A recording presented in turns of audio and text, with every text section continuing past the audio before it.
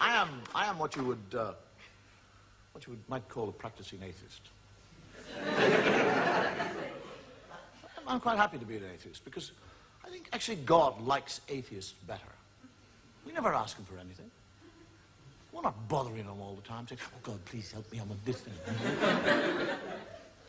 And as a practicing atheist, there's certain things that I travel around the world, and no matter where I go, somebody called Gideon leaves me this book to read. It's an Irish book because it says it all began at the beginning.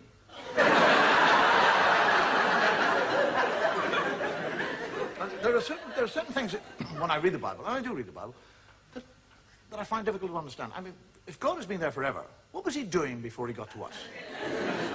I mean, what was he out there doing? Was he sitting there going, bored today, what'll I do?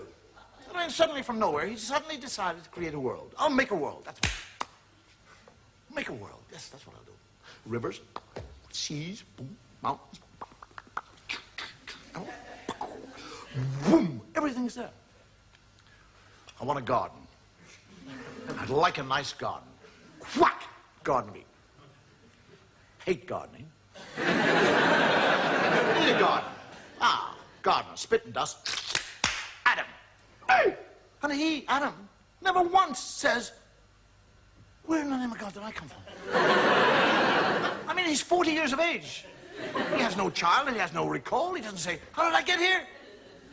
But he's quite happy. He just kind of trundles around the garden, working away. And God is looking at him. And he sees that Adam is happy.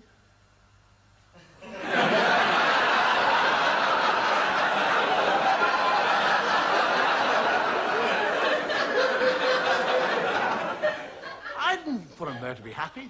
I'll put a stop to that. And God, during the night, sneaks down like a thief and steals, doesn't ask, doesn't request, steals it. His rib. And from his rib, he makes woman. And Adam wakes up in the morning, he's a real thickie.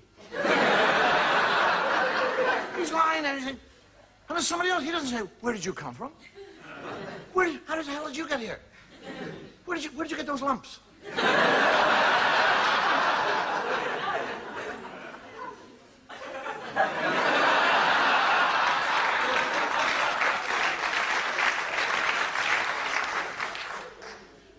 Just goes out and goes gardening. And God comes down and has a conversation with Eve and tells her that she can eat of any fruit in the tree in the whole garden with the exception of one fruit tree. He's talking to a woman. He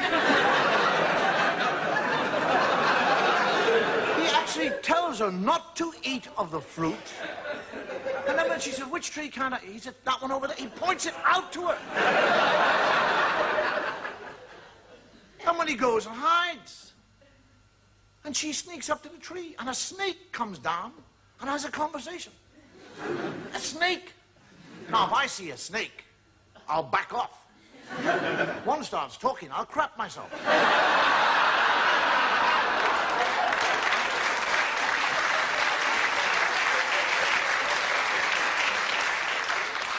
And the snake actually convinces her to eat the apple. And she eats the apple. And when she eats the apple, she learns shame.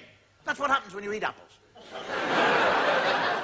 Now, she's not ashamed that she's disobeyed God or that she's eaten the apple. She's ashamed of one part of her body. That's all. She becomes ashamed of that area of the body. Now, why that area? Why not her elbow? Her nose. Do you actually realize that if Eve had been ashamed of her nose, every woman in the world now would be ashamed of your noses? You'd all be sitting here tonight with little nose knickers on.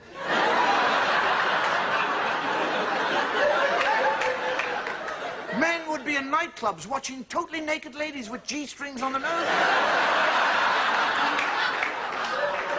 Take them off. Oh, I saw a nose. Oh.